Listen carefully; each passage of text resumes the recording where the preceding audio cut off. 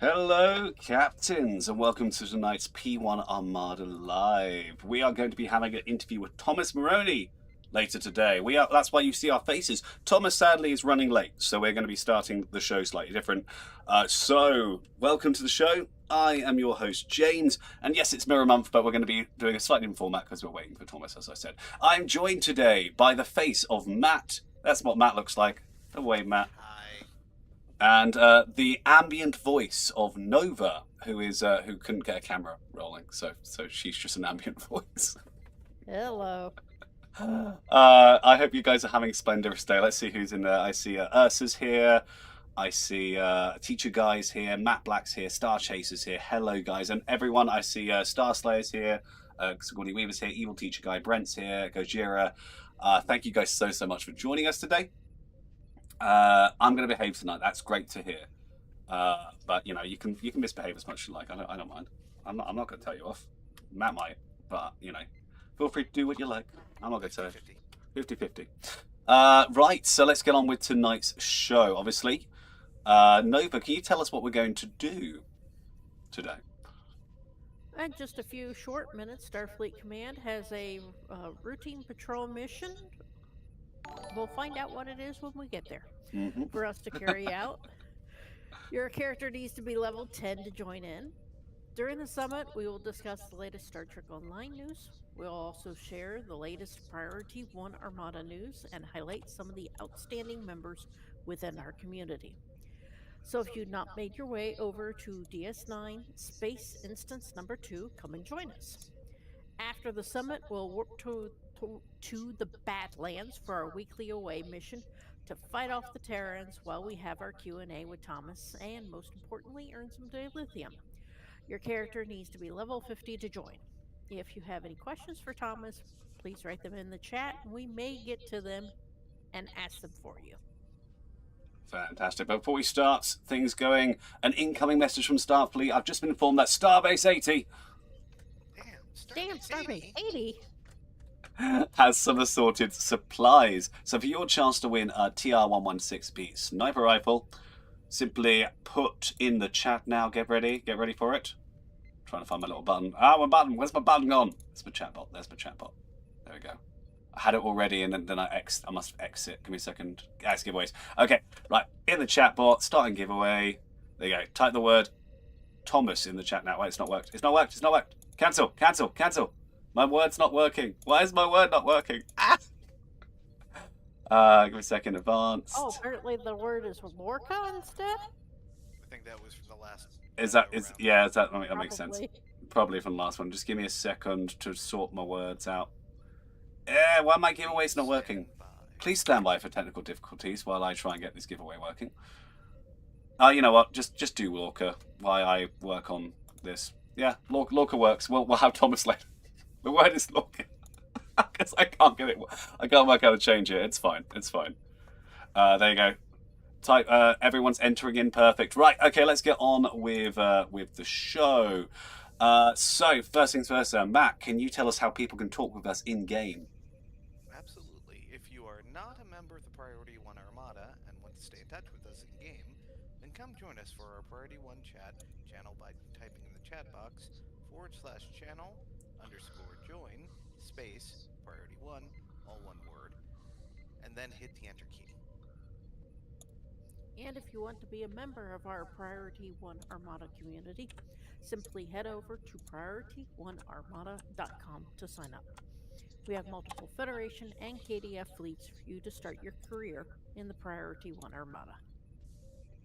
We have a merch store, so come check out our Armada themed goodies, from t-shirts to towels, cups to caps, and even pillows can be yours if you follow the link on our website or Twitch page. Fantastic. Right, okay. So we're going to get things off started with our first item, but we are here. Don't forget to come and join us. We are at Deep Space Nine Instance 2 Space. Outside the wormhole. Look at that beautiful wormhole right there. Let's start with the news while we're waiting for Thomas to get here. So can you please tell me, Matt, about our first item of news, which I believe is a Lobby sale? It is indeed. The Lobby Crystal Consortium is pleased to announce their latest feature sale. Until March 24th on PC, all items in the lobby store will be 20% off. Fantastic. Nova, can you please tell me, well, before I move on, are you guys going to be taking advantage of this? Chat, are you going to be taking advantage? We'll start with Nova. Nova, are you taking advantage of this lobby sale? Not at the moment. Matt, same question. I'm not sure if I'm going to get anything. Oh, okay. Oddly enough, I did. Since I'm just about finished tuning the tune I'm actually flying, I'm moving on to my next one, which is an Enterprise themed one. And they needed the Mako uniform. I wonder why it could possibly be Enterprise themed. Not sure why. Anyway, Nova, could you please tell us about the event campaign 8, please? Yes, part 2 of the event campaign 8. Lift your batleth and cry for glory as you join the fight during a good day to a good day to die event. Yeah, I just want to toss words around and mix them up real good. This event will include multiple TFO activities, allowing players to choose their favored way of fighting with or against the Klingon Empire each day, while earning daily progress toward a new grand prize reward. Participating in this event will progress you in event campaign number 8 and gives all players the opportunity to earn the Klingon Executor's Arsenal for their entire account. There are 6 existing space TFOs that will be participating in this event: Defensive Starbase 1, To Hell with Honor, Battle of the Binary Stars, Remain Klingon, Operation Riposte, and Best Served Cold. The A Good Day to Die event began on PC on March 17th, 2026, and will run for 3 weeks. Meanwhile, it is expected to appear on consoles starting on May 5th, 2026, also running for 3 weeks. Nice. Okay. Well, I'm guessing we've all started this event. I'll start with you, Matt. Matt, have you started grinding the next event campaign? Oh, most assuredly. I'm hoping to do what I've been able to do the last couple, which is complete the overall yearly campaign early, and thus not have to worry about trying to play catch up or do the buyout. 100%. What are your thoughts on the event rewards this time? The new space set, the new disruptor set. What are your thoughts of the Klingon Executor's Arsenal? I might toss it on one of my tunes that uses disruptors and see if it's better than the sets I currently have. I mean, it's got some really instant traits, but before I tell you about it, I'm going to pass over to Nova. Nova, your same thoughts. Have you started working on your event campaign, and what do you think of the reward for this time? I have started on it, and I'm intrigued about the weapons, so I might put those on a build that uses disruptors. One other thing, James Duza says they're having trouble hearing Matt and myself, so you might want to boost us. That's fine. You're up to full now. That should be fine. Okay, right. Chat, let us know. Guys, have a little speak to make sure that you can hear them. So, Matt, you go first. Testing 1 2. Testing 1 2. Nova, you. Testing 1 2 3 1 2 3. Cool. Chat, let me know how that was. While you're doing that, I'm going to tell you about that better. Perfect. So this is the Klingon Executor's Dual Disruptor Heavy Cannons. The dual heavy cannons fire a quick, very high damage burst in a very narrow firing arc, energy weapons that are equally effective against starship shields and hull. Disruptor space weapons have the chance to reduce the target's damage resistance rating. This special variant has the capability of piercing through vital parts of the enemy ship, having the chance to instantly destroy them when they're at their weakest, which sounds absolutely insane.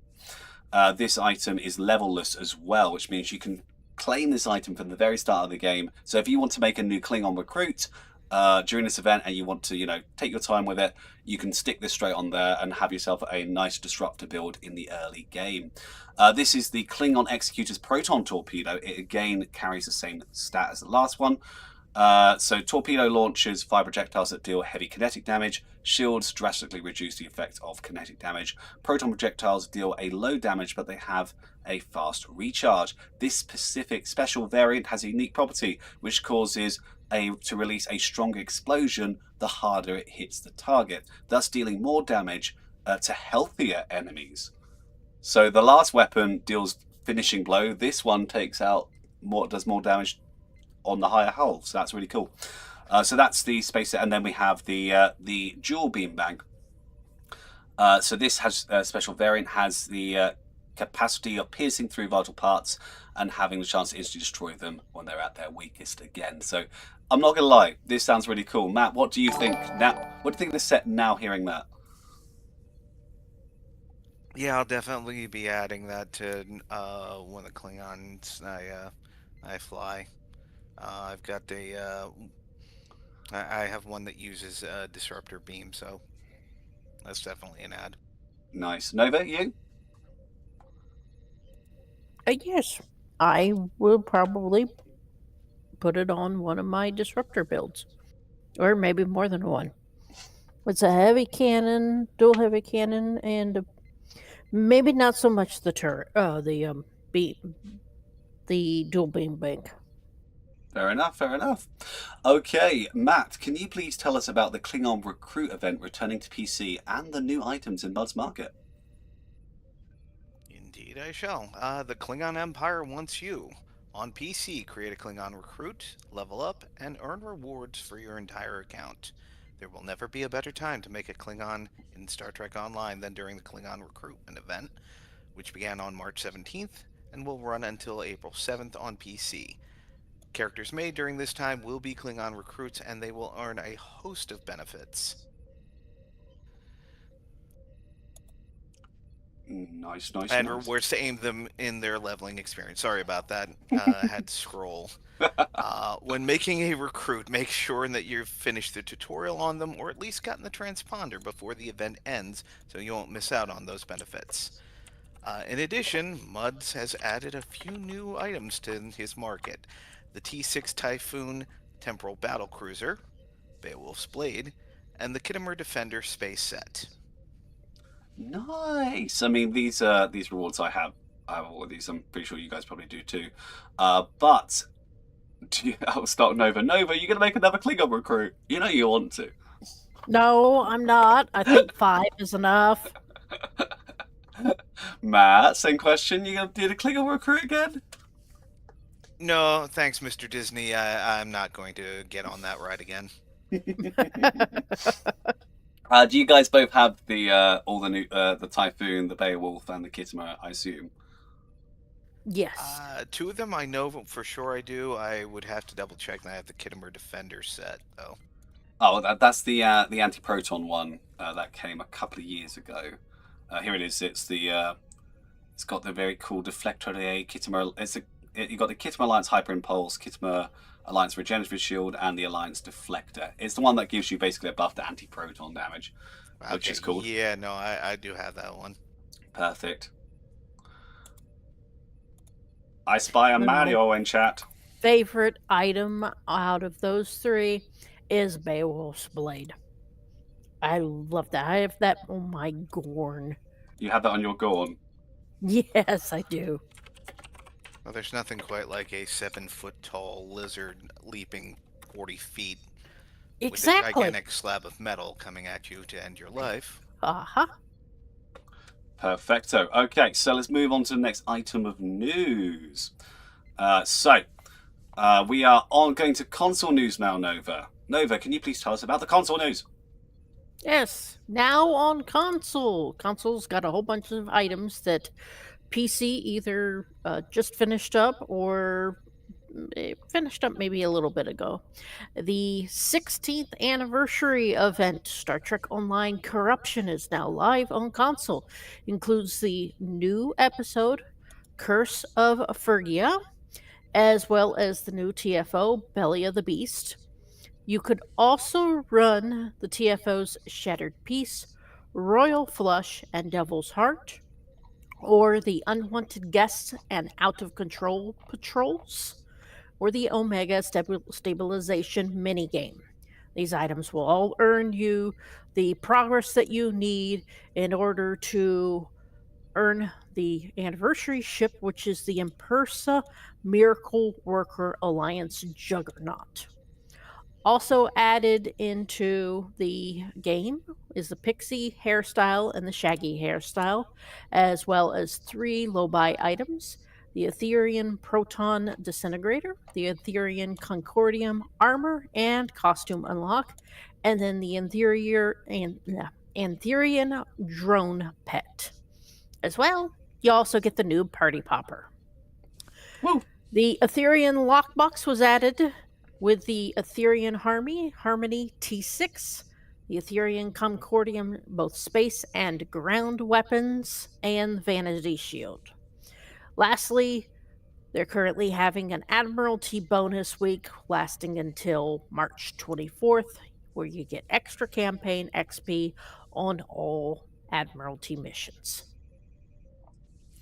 Nice. Okay, well, I know both of you guys don't have Xbox, so I'm not going to ask you, but did you take advantage of this event when it was over here on PC? Well, I did indeed, and I did not have much luck with the lockboxes, sadly. I opened 4 of them. 3 of them were R&D packs. Yeah, I didn't have much luck either, but I did buy the Harmony because it's just look at it. It's so cool. It's a big pink spaceship. It's just a big pink spaceship, and it makes me happy. Is that the pink Vanity Shield you got on it? It is the pink Vanity Shield. I've tried it without, and it just looks. You can't tell me it doesn't look good with a pink Vanity Shield. All right.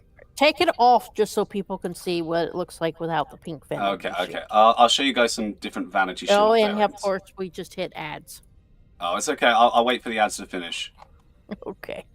But, you know, there is... And I need to make sure to take off the Discovery one as well. Disable visuals. So you can see what it looks like without. Oh, someone's got the Alliance shield on it. What other shield options do I have? How many shields do you have on that thing? I had 3. Every time I take off the pink Vanity Shield, it goes to default to Discovery, and I have to take off the Discovery, and it goes back to this. Oh, okay. So this is the default one. This is what actually comes at base, and it looks all right. It looks cool, kind of. But then I'm just like, you know what? I just want a bit of pink on it. And it's like, well, boom! Look at that! And it's like, what? It's just very, very cool. This is probably the slowest ship in the game, though. It does not turn fast at all. Though I have. Oh, sorry. You go, Nova.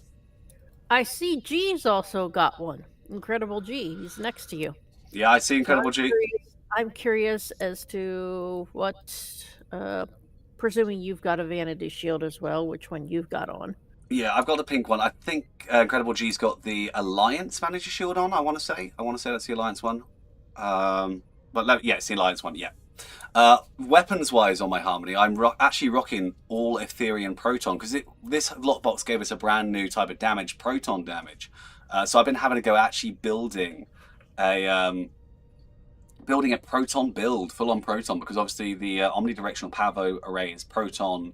All the Etherean weapons are Proton, and a little known fact that you can actually get a Proton buff from one of the consoles in the store. Actually, it gives you beam weapon damage plus 18 to Proton damage, which is quite cool. So this is my Proton build, Proton build. I might do a little video on our channel a little bit later about it, because I'm quite proud. I actually made my own build for a change rather than steal someone else's. Anyway. And to answer Lance's question from earlier, he had said the sword is fine, but does your Gorn have shoes on? No, my Gorn does not have shoes on. Oh, no shoes. That's terrible. Yeah. That's terrible. What? No, Gorns aren't supposed to be wearing shoes. Well, mine does. So, but he wears tennis shoes. See? As it should be, he says. My Gorn is Shame, James. my Gorn is Viscount Bridgergorn, so he has a nice top hat and a suit. Okay, so he's a hippie guard. he's a Viscount. Okay, he's a Viscount. You know, he can't be going around like the commoners with with no shoes on. Terrible. Anyway, Matt, can you tell me about the Xbox Armada news before I get murdered? Alright, the Priority 1 Romulan Republic fleet is now open to all captains of the Priority 1 Armada, the House of Martok, or the House of Moog.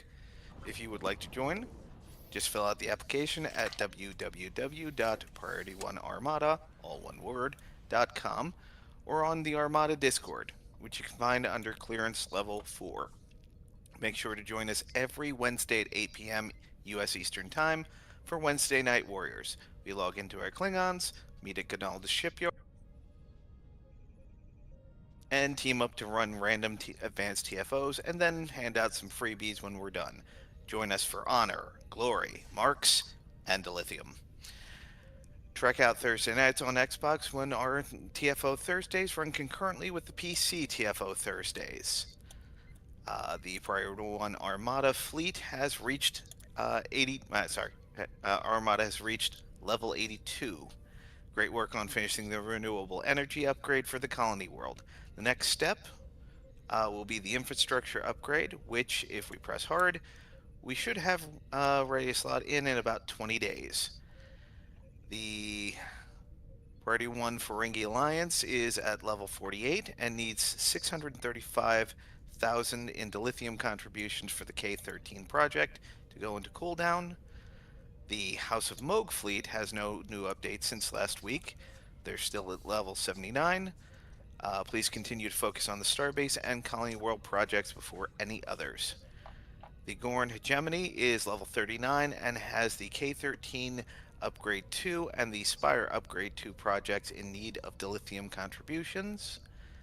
The level 39 Klingon High Council fleet has 3 upgrade projects in need of dilithium contributions. Any assistance to the K-13 Upgrade Retrofit Engineering Facilities 2 project, the Embassy Upgrade 2 project. Dang it.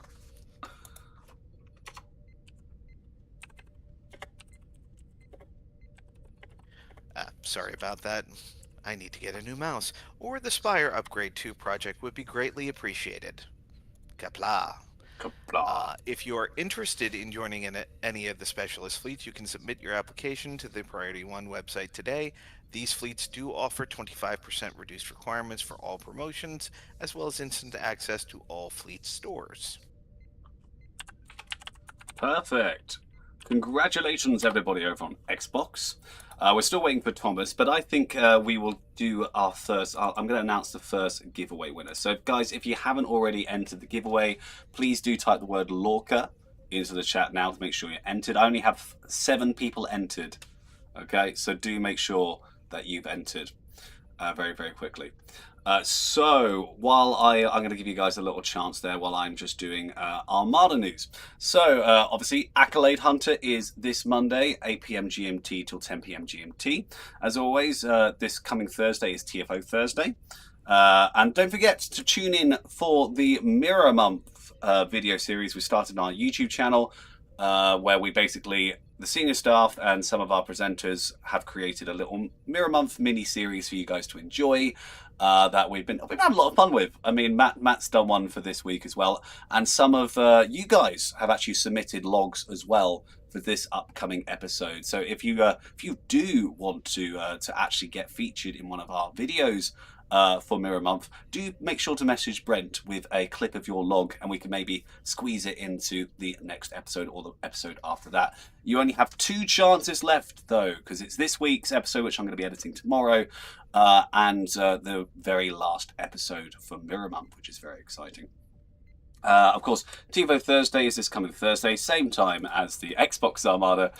We'll be you go to your roster, not your roster, go to your events tab, not your roster.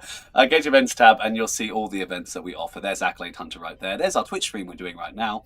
It says I'm starting an hour, but no, we're not. And then Thursday, and then we have poker nights as well. This is a new thing we're starting, which is very cool. which is cool. Right, moving on. So we've got the Romulan Tal Shiar fleet is continuing to work towards the Tier 5 starbase and has projects cycling regularly. The Gorn Hegemony fleet is working on several upgrades on multiple holdings.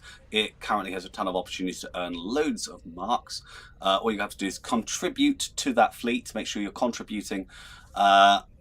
Our 2 new Jem'Hadar fleets have loads of projects available needing fleet marks mostly, but check dailies for new projects. And again, if you're interested in joining any of those specialist fleets, you can simply put an application on the website or Discord server today. These fleets offer a 25% reduced requirement for all promotions, as well as instant access to all fleet stores. Now, of course, we have the beautiful com badge. I'm going to show you guys the com badge very, very quickly. So I have one in person here, but I do have a little video I'm going to play for you with it. So that's the one I have, but I want a nice big picture as well, which I'm going to go. Where's my little com badge one? There it is. Look at that. You can see it nice and big. Look at that. Taking up the whole screen now. So that's the back of it. I'm hoping it's going to flick round to there we go. That's the front of the com badge. That's what you want to see. And you can put this literally anywhere on your you can pin it here. It's got the proper pins, just like an actual badge does. And yeah, like I've worn this to a number of cons now on Star Trek cosplays. It's like, if you like to cosplay, this is generally a piece to pick up. These are on the Priority 1 Armada website for $20, $19.99, I believe. So definitely worth checking out and grabbing those. I mean, I absolutely adore them. Sorry, not $19. My apologies. It's $24.99. Apologies. There we go. I got Winters in my ear going, "How dare you?" No. And I can see Winters. Sorry, Summers watching me. I'm like, "No, I didn't know. I said it wrong. No." And then of course, Agonizer with you. I'm going to the Agonizer straight away. Shame on you, James. Shame. And then the Ferengi coin and the Klingon High Council coin and the Romulan coin. The coins project that we have, I'm going to show you these. So essentially what they are is as you get to sort of the highest rank in one of these specialist fleets, you'll be given a coin. This is the one for the Ferengi fleet. This is one for the Klingon fleet. And I haven't got my Romulan one yet, but this is what... Oh, no, I do have my Romulan one, but where is it? I put it somewhere. It's fine. Anyway, I'm going to get you a little nice one. Let's go on to the coins. That's my little Romulan Republic coin one there. There we go. It's coming. Oh, is it working? No. I've lost my picture. No, not my picture. No. That's fine. It's fine. I'll fix. Oh, specialist coins. Here we go. No, I was on the wrong one. Naughty me. But yes, that is the Romulan coin. Oh no, I see the Romulan coin. It's on the other side. I'm not going to stand up and go get it though. There we go. So these are our lovely, beautiful coins you can get by getting to various ranks. If you get to Liquidator, if you get to, Governor. I'm trying to remember all the ones here. Governor, and what is it for Republic? I can't remember. Senator. It's on the script in front of me. I just need to read. So yes, it's actually on the coins themselves. Shh, noise. So Liquidator, you need to get 1.8575 million fleet marks. You can get that by contributing to the fleet. To get to the rank of Governor, again, you need 1.875 mil. To get a rank of Senator, 1.875 mil. You can see the pattern here, but all of this is by contributing to the fleet. And what I mean when I say contribute, for those that are new to the game, because not a lot of people know, if you go to holdings, you'll see various projects here, and this contributing literally means, look, I've got all these fleet marks, I put it into the fleet, there we go, and see that number going up, that is my contribution to the fleet. So that's my total, meaning that I am at the rank. James, it might not have been seen because you still have the coins up. Okay, that's fine. Well, it definitely hasn't been seen because I've got the coins up. But essentially, I go over this project. I see this project. Oh, look at that. It needs marks. I go, contribute. Look, I have 3,000 marks. In it goes. And then my little tally goes up. And that is the total that I've contributed to the fleet. So all of these marks will then go to build up the rest of the Armada. None of these marks, we don't get any of these marks. That's not how it works. It's just the system. We're all building together a starbase or whatever it is we're building. In this case, it's the Colony World. I've just put some marks into, and that's how it works. So if you want to join into these fleets, you should definitely apply. The Roman Republic Initiative has been announced later for PC and Xbox. Don't forget to follow our various socials at P1 Armada on TikTok and Twitter to stay updated on the community news and win some cool prizes. Don't forget to enter our Discord giveaways for keys. We're giving away monthly keys. Just click participate when you see the announcement on the P1A PC or Xbox giveaways channel. And of course, I mentioned it earlier, but we do have our monthly poker night, which is very cool. There it is, monthly poker night. Come and join us for that on Fridays, once a month. And of course, we are going to be doing more dev questions. So hopefully Thomas Moroni is just running a little bit late because of daylight savings in some places, daylight savings not in others. I believe he's just about ready to join us. Oh, there he is, Thomas. Oh my god, that is timing and a half, Thomas. We literally just finished the news as you arrived. Hello!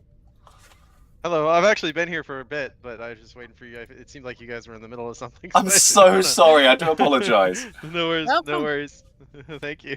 Hello, Thomas. I was on time. Hello and For the welcome. record, I was on time. Yeah. Hi, how are you doing? Oh my god, I'm so honoured to actually finally get to meet you. I've seen loads of interviews with you and things like that, so it's so cool to actually finally get to see you in person. Yeah. Well, in person, virtually in person. Right. In person. Well, I'm happy to be here. Excited to talk about Stowe with everybody. The priority one is obviously a very storied member of the community. He's been around as long as I have.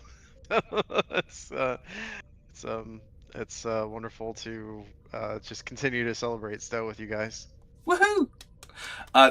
Thomas, we have a load of questions, some that we've created ourselves, a load that we've been sent by the community of different things as well, and I'm sure we'll get some additional ones from chat as well. Again, guys, if you do have a question, do put it in chat for Thomas. I will attempt to add it into our little doc we got here. But the first question is, Thomas, for you, is how long have you been working on Star Trek Online for now? So I started at Cryptic Studios in November 2010. My original role was actually as a web designer. I worked for Atari. I was in the Cryptic office, but I was working with the web team, and we had one giant room that were like, I think there were 5 of us. There were like 3 engineers and 2 artists, and we made websites for the Atari, all the games that Atari published, because this is back in 2010. Atari was publishing Star Trek Online, and so I did work on the Stowe website. I worked on Neverwinter website a little bit. I worked on a bunch of other websites for small games and stuff. And then in 2011, kind of in the spring, it was about 6 months after I started at Cryptic, there was an opening on the Stowe team for a UI position. A user interface artist, and so they pulled me over from the web team to actually work on the game. So I've been at Cryptic since 2010, and I've been working on Stowe since mid 2011. So it's been basically 15 years. Oh, that is so cool. Just before we continue our next question, I'm just going to end the first giveaway that we had. So I'm just going to close entries quickly, pick a winner. There we go. And Dwayne071, congratulations, you've won a TR-116 sniper rifle. Okay, and I'm going to start our second giveaway for our bonus pack very quickly. I need to make sure the otherwise ended properly. You active giveaway and complete. There we go. And start giveaway. There's our second giveaway going up now. And we'll ask you your second question. And Matt has the honor of asking you this one. Matt, over to you. Thank you. Mr. Moroni, and this is, honestly, what is it like having your starship designs on the screen? I mean, they were featured in Picard Season 2 and 3. That's got to be mind-blowing. Yeah, I would be lying if I didn't say that was always the hope, right? So we can this is a good segue into sort of the next step in my career, because I was UI artist for I think 4 years, from 2011 to 2014, 2015. And then I wanted to transition over into doing 3D because my passion has always been the starships of Star Trek. When I was young, I would, draw. Instead of paying attention in math class, I was drawing pictures of the Enterprise, right? And I know that so many of us did the same thing. And so I asked if I could move over to the ship team, but I didn't know how to 3D model. And the executive producer, Stephen Rakosa at the time, aka Salami Inferno, if you remember that name, he said, "Okay, well, you have 2 weeks to take the ship art test." And so I had 2 weeks to kind of learn the basics of 3D Studio Max, which is the program we used to create starship models, and I did a test. It wasn't great, but it was good enough where they were willing to give me a shot at being a ship artist. And the first starship that I did, this is I know this is like a roundabout way to getting to answer your question, but I want to couch it in context of how important it is because it took so long to get there, right? The first ship I did for the game was actually the Vadwar Fighter.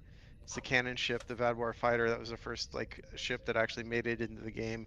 And then the next ship after that, I think, was the Pathfinder. And so I got to actually design the Pathfinder and model it, which means it has a special place in my heart. There's a reason that the NPC Thomas Moroni is captain of the Pathfinder, because that was the first Federation ship that I got to design for Stowe.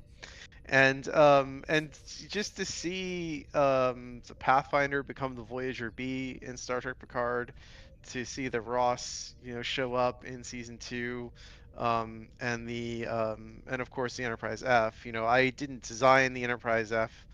That was Adam. Really, most of the design work in the Enterprise F credit goes to Adam Eiley, who did the initial submission to the Design Next Enterprise contest back in 2011, and then when we began to bring it into the game and make the model, Adam Williams, one of our early ship artists, incredible guy. Captain Logan was his handle in the forums, if anybody remembers that name. These are deep cuts for people who've been around, for 15 years. But yeah, Jeremy Matson, our art director at the time, he and Adam Williams did a lot of work, translating Adam Isla's original design into 3D, and then that made it into the game, and it was in the game for let's see, 2017 I think or 2018 is when we did the T6 Odyssey, and so I updated the model then.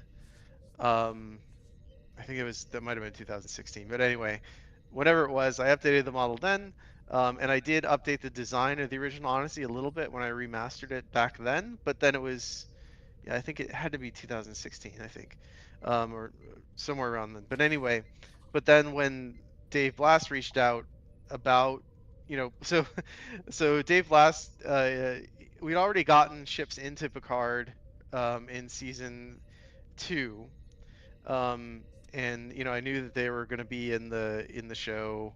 I think it had aired at that point, but then yeah, Dave reaches out to me, and I'm in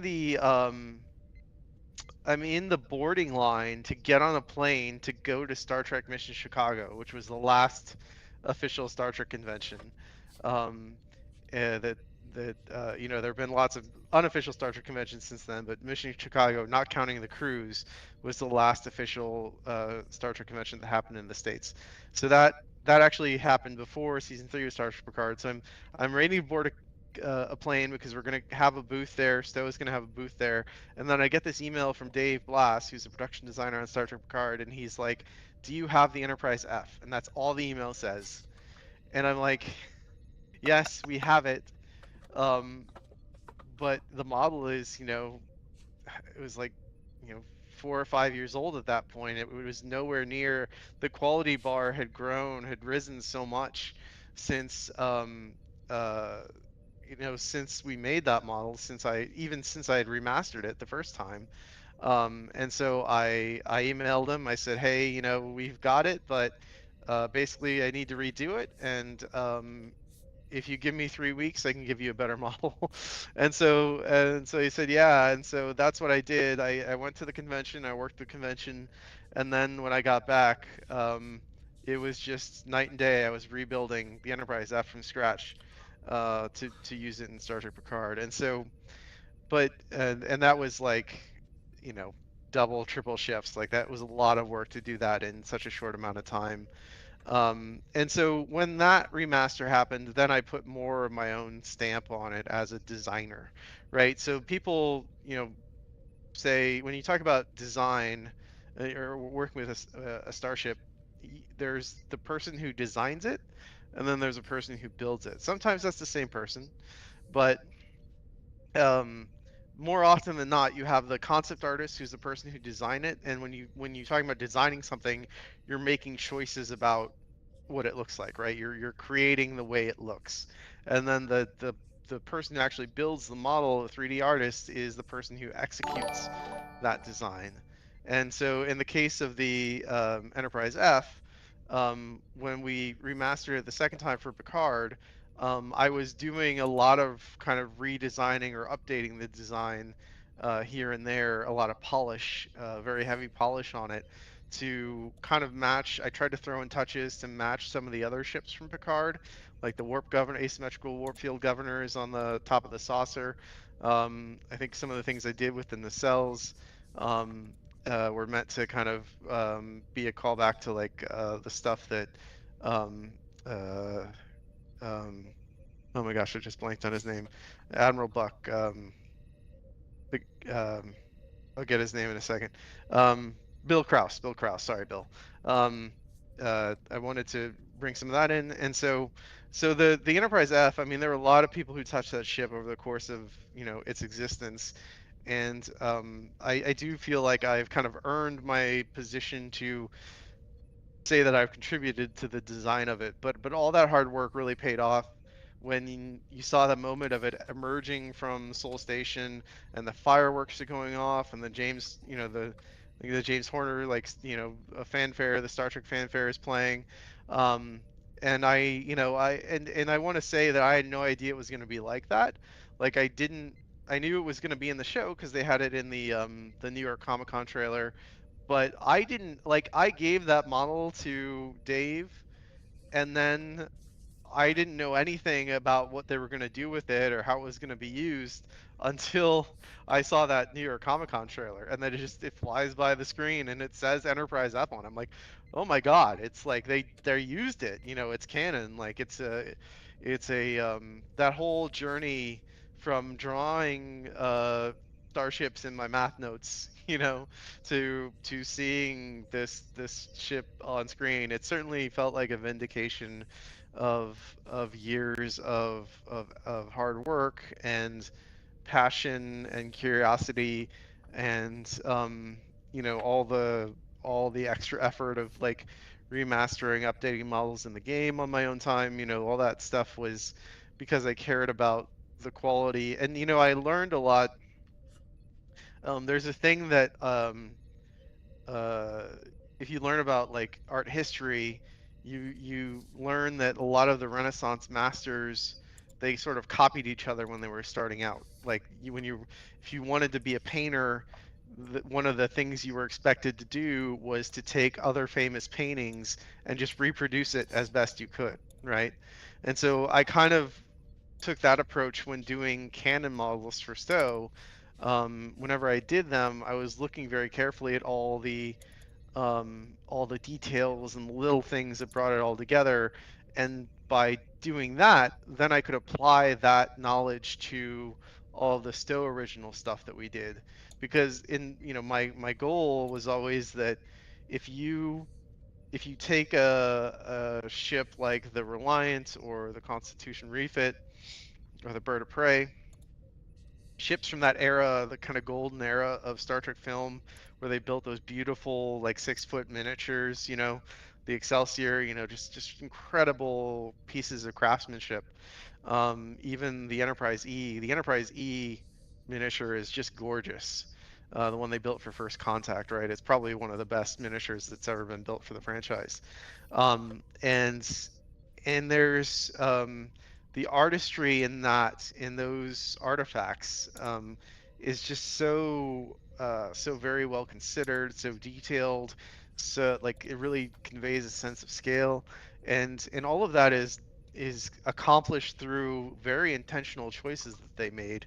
And I wanted to, by replicating those models, you sort of internalize those choices, and so then you make the same choices when you're making, you know, non-canon chips for Stowe, right? And I think we've been really successful at that because we get things like the Horizon remaster or all of the TMP era ships that we've done, that I think you could put next to the Miranda or the Excelsior and they'd fit right in. And that's always been a goal, right? Is to, but anyway, that's a giant answer because it is a profoundly meaningful, incredible accomplishment, and to the point where after it happened, I really every now and then I just sort of look at myself in the mirror and say, well, what do I do now?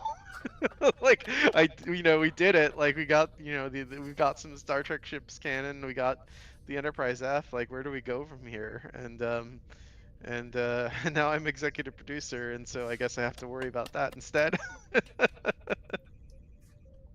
Woo! Nova, you get the honor of the next question. Oh, last time you were on, you mentioned that you were writing a book. What's the progress on that? Any progress? I can't really talk about that too much. I am trying to follow up on like make that into a real thing. It's finished. It's written. I've worked with some incredible artists to do art and layout and all this stuff, and so but you know, I can't really because I'm trying to pursue getting it turned into an actual thing. I've been advised not to talk about it. So I hope someday I have an actual real update, but that's all I really can say about it. That makes sense. That's great. Well, this is an important one, I think. I mean, you may have technically already answered it, but we have to know, what is your favorite Star Trek ship? Yeah, I mean, you know, it's a pat answer, but honestly, it is the original Enterprise, like the Nobility A, B, C, or D. It's you know, it's such a strong silhouette that we can keep making variants of it 60 years later and find new ways to build on it, to riff on it. You know, it's pretty incredible. And and one of the things I really love about it is actually that it's clean. It has a very naval feel to it. It feels like a giant, like, you know, you look at the hull of a real ship, right? It's pretty smooth and there's not a lot of, you know, there's a lot of detail on the top, but in terms of the thing that's in the water, right?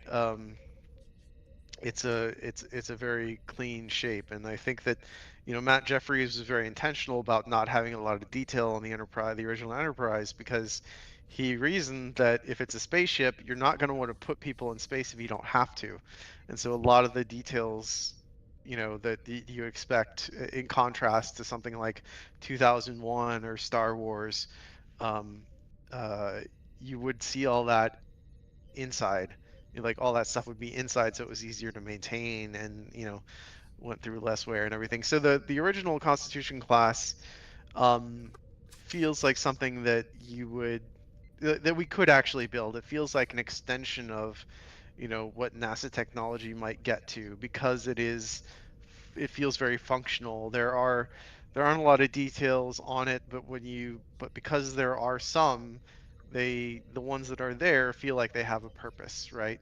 It's not just a bunch of random pipes and tanks and things, which I mean, I love that aesthetic. Like I love the Star Wars aesthetic too, but in terms of the thing that's special about Star Trek is it's meant to be aspirational, it's meant to be inspirational, it's meant to be our future, or a possible future for us.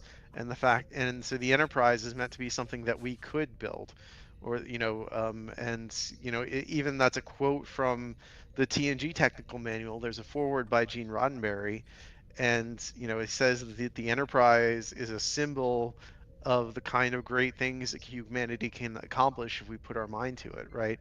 And I think the original Enterprise is a great, like, the way it looks, the aesthetic of it, and the kind of utilitarian nature of it, um, really factors into that. Fabulous answer. Matt, your question next. Okay, so it's time to add another ship to Star Trek Online. Rough timeline. How long from we're adding a new ship to it is it's ready to market. We're going to announce it. What's the rough timeline? Yeah, so we typically plan out, like, we have the rest of the year planned out already for the ships we're going to release all the way through, pretty much through the next anniversary. We have meetings every now and then, I'd say every quarter or every 6 months, where we check in on that plan. And then, once we start running out of runway, we'll have another meeting, and then we'll talk about, okay, we know that we're going to need to hit these release beats. We know we're going to release a lockbox, a promo ship. This is where we usually do a C-store bundle. This is where we do the anniversary bundle, right? And so we have the business cadence is set, and it's pretty much determined by, I think, a cadence that has been proven over the last decade or so, and so we don't want to mess with that too much. And so then we take a look at, okay, well, this is what, these are the ships that we need, in the sense of, this is a slot we have to fill for the game. And so what are the decisions we want to make about what's a good fit for this bundle thematically, right?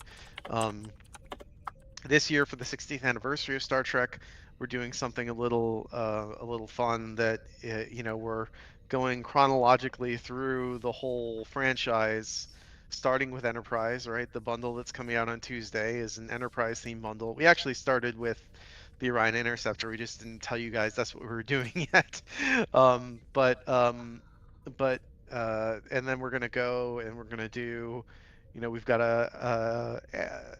an animated series ship coming up, and we've got Ooh. a Strange New Worlds ship coming up, and then then we'll go into um, like the kind of early TNG era, TNG, Voyager, on and on and on, right? So we're gonna have a roadmap soon. That actually is pretty transparent about the plan of the ships for the rest of the year. But to answer your question, I think we probably started making plans for this year probably like in the fall of last year. So you could Ooh. say about 6 months, 5 to 6 months, depending, because now we're starting to get ships. But when we make that plan, we don't necessarily start actioning on it right away. It depends. Like, we are just starting concept artwork for ships that are going to be released in the summer. We're going to have some new variants of canon ships and stuff, like we normally do for an upcoming bundle, just like we're doing with the Enterprise bundle, right? For the summer bundle, we'll have canon ships, and then they'll have a extra skin to them too. And so yeah, so we're starting. So those, I don't want to say exactly when they're released, but let's say late summer, and then we're starting concept artwork on them. But there are gaps, right? The concept artist will finish a ship, and then they'll move on to the next ship. But we won't really start building. The modeler won't start building that ship probably for another month or 2 months or whatever, depending on what else is in front of them, right? So in terms of, like, if you stacked it up, um, if every task happened one right after the other, and keep in mind that there are parallel tasks, because there's the art side, but then there's the design side. When I say design in this context, I mean game design. So the powers, the traits, the seating, all that stuff, we call that systems design. game systems design. So they can work in parallel with the artists who are actually designing the ship, right? So we might spend 2 to 3 weeks on a concept. Depending on the artist who does it, it might be like 4 weeks to model it or more. And then and like bring it into the game and everything. And then the systems designer might also take like 2 or 3 weeks to do their part. And then we also have once the systems designer is done, then we have to pass it off to the effects artists, who they have to do the visuals for the consoles and traits and stuff like that. And then we pass it off to the audio engineer and UI artist, and that's another week or so. So, I would say we're looking at probably 8 or 9 weeks in total of work that goes into a ship like that. But again, some of that is like spread out over the course of a year as different priorities are shifting, or you get a concept piece done and you send that to like Tobias Richter, or he's a chip outsourcer we work really close with, and he does really great work, or we give it to an internal artist. But that art might happen way before the systems team starts their part of it, right? Just it really depends on where people are at and what's going on. Um, so yeah, it's a lot. It's kind of designing a video game. Ironically, is a lot like Tetris, where you have all these different blocks of time that you're sort of trying to align so that they happen in the right order, and you have to make sure that everything fits. And so that causes you to do things in a way that I think might not really make sense to people outside the machine. But yeah, that's kind of a rundown of the whole ship schedule. That's so cool. Okay, so our next question is going to be.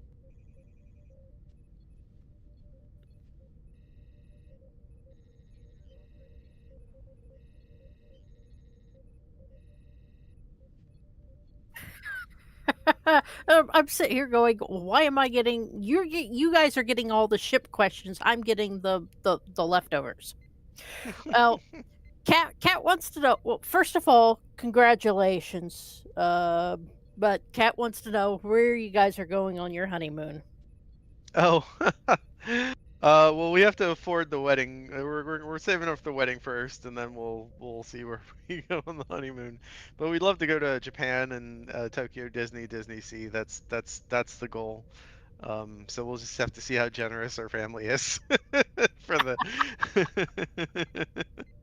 What happened to your camera, James? Oh,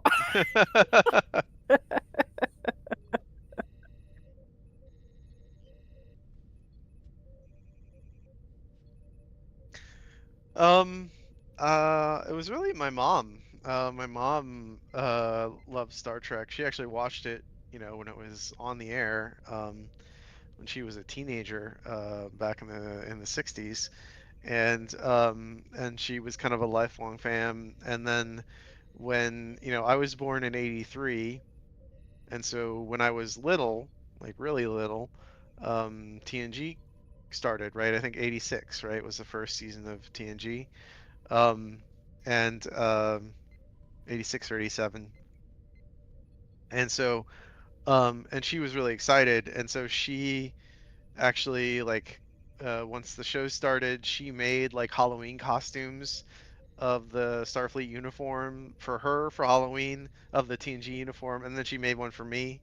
And I didn't really know like what was going on, but like I kept watching it, and like um and as a little kid, I was super into trains and stuff, which, infer from that what you will.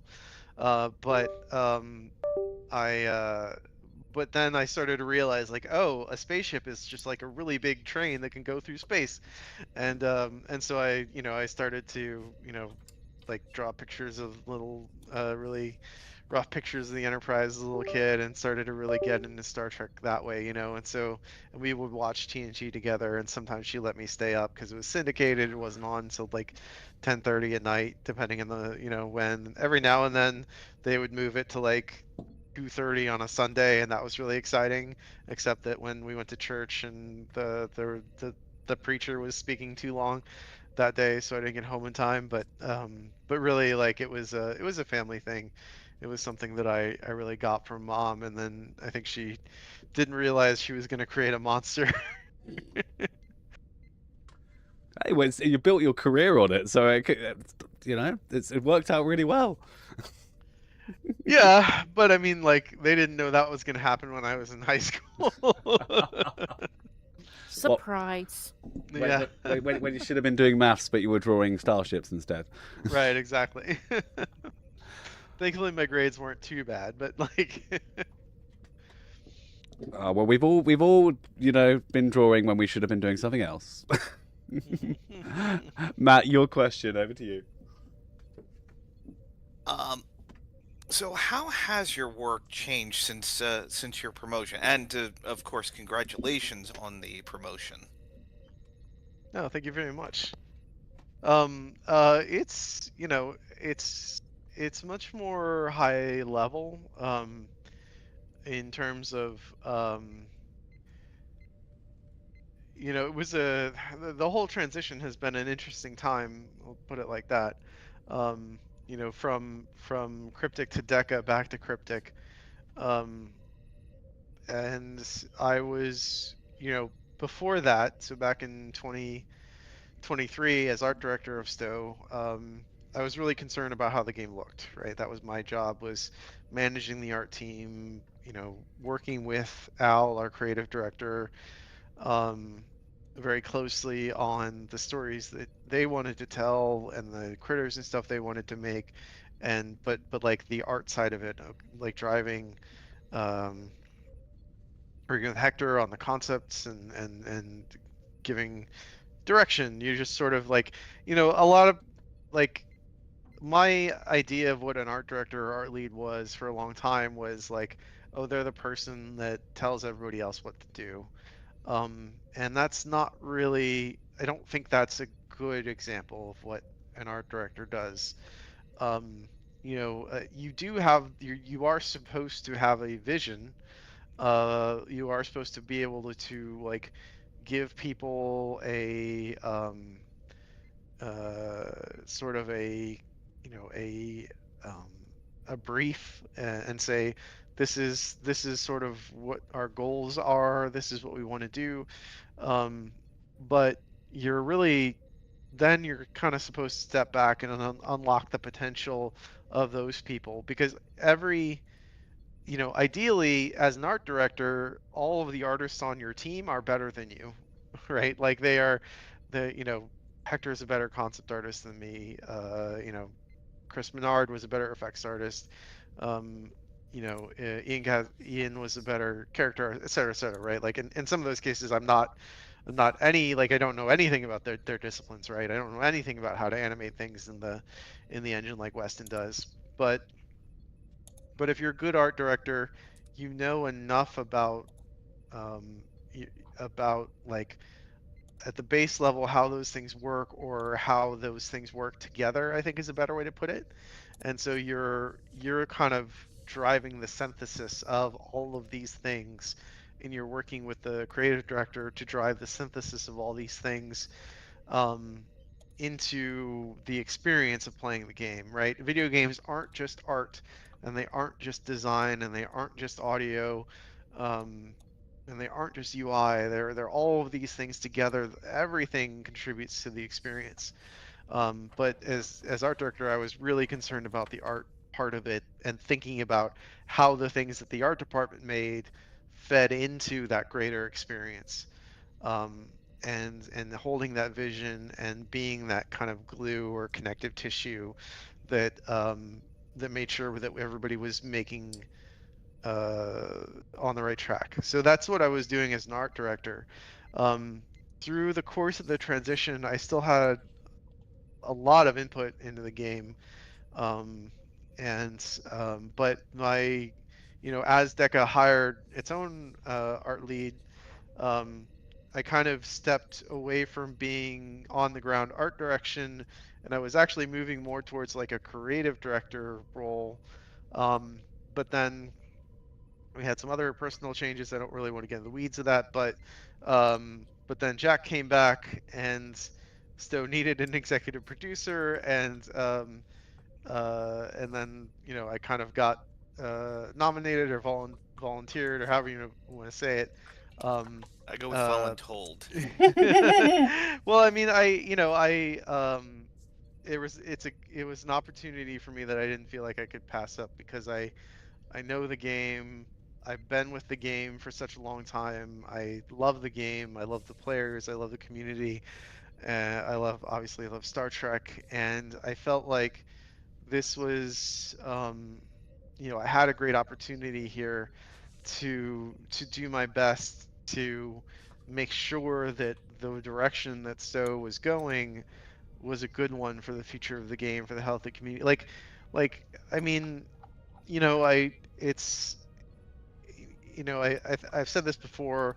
I lurk a lot on Twitch when I just like watching people who are streaming the Stowe category. I watch you guys all the time. I don't say anything. I don't want to really draw attention to myself, or I don't want people to know that I'm watching them. But for the last 2 years, especially watching, this the Stowe category, and it really made me realize how much like MMOs and Star Trek Online, MMOs in general and Star Trek Online specifically are what's so important about them is that they are communities. They are places where people get together to just hang out, be with each other, make friendships. The game, is really cool. It's an important part of it, but like this is like in some ways it's like Cheers. It's like this is a bar that everybody goes to, that this is my favorite place to hang out. This is where everybody knows your name, to quote the song, right? And so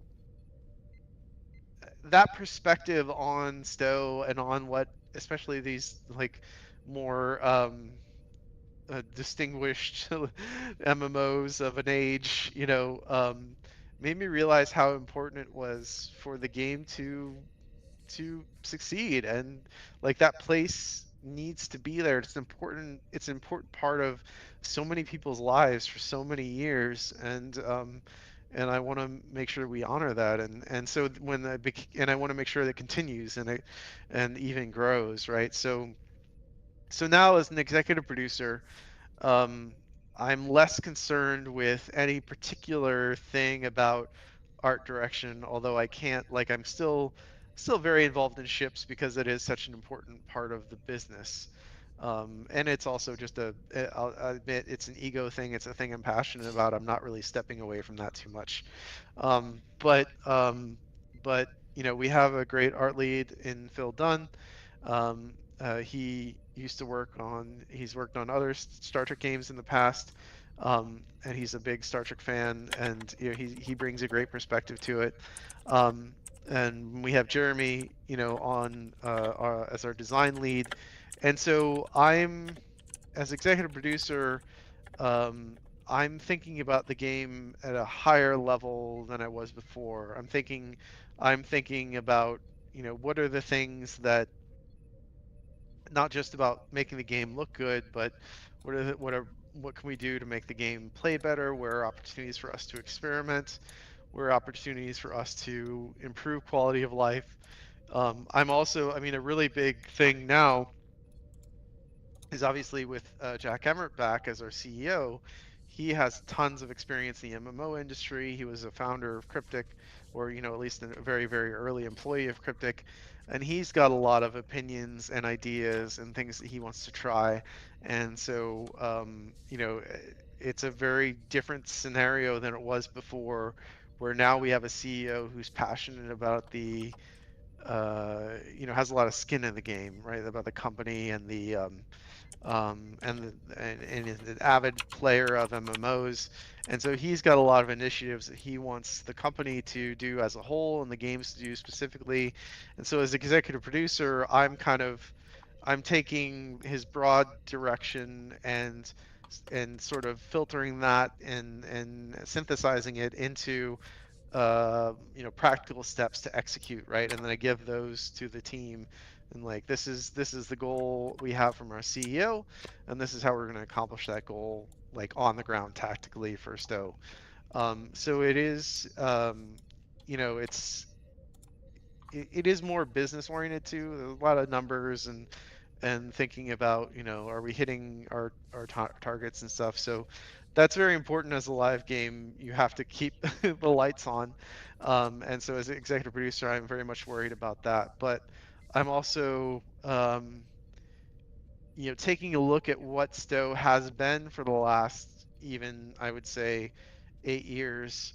Um, there have been a lot of things that we've been able to do, like our event system, which has, you know, been really good for us, and created a really solid retention loop and everything. Um, and you know, it's kind of, as an executive producer, you start to use those terms, but that just means that we're making good rewards and we're giving people an excuse to play to get those rewards, right? And we if we keep doing that, then they're the time in Stowe will be worth it, right? And so, um, so like we have that, but as an executive producer, it's my job to think about, well, what can you do beyond that? Like, what can you do?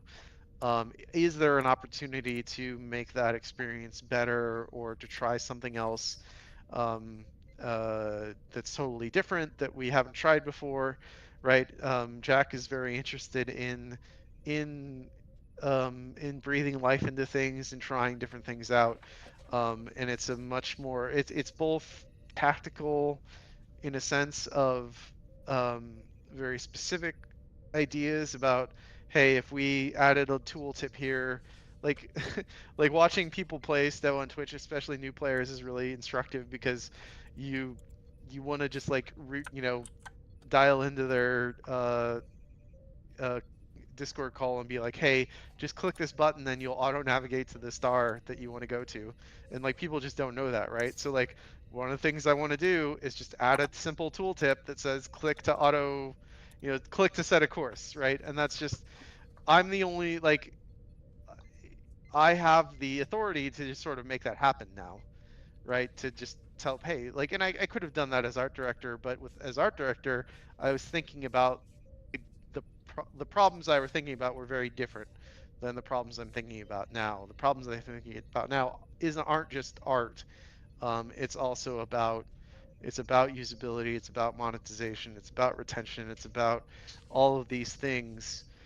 But I want to be clear where that a lot of that sounds very corporate, but the thing that I understand from my history with the game as a developer the past 15 years, as a player, as a member of the community, that all of those businessy things, you succeed at those if you come at them from an honest place of, I love this game, I love the IP, I want to make things that people are excited about. I want to make cool rewards that people are excited to earn. I want to make cool content that's fun to play.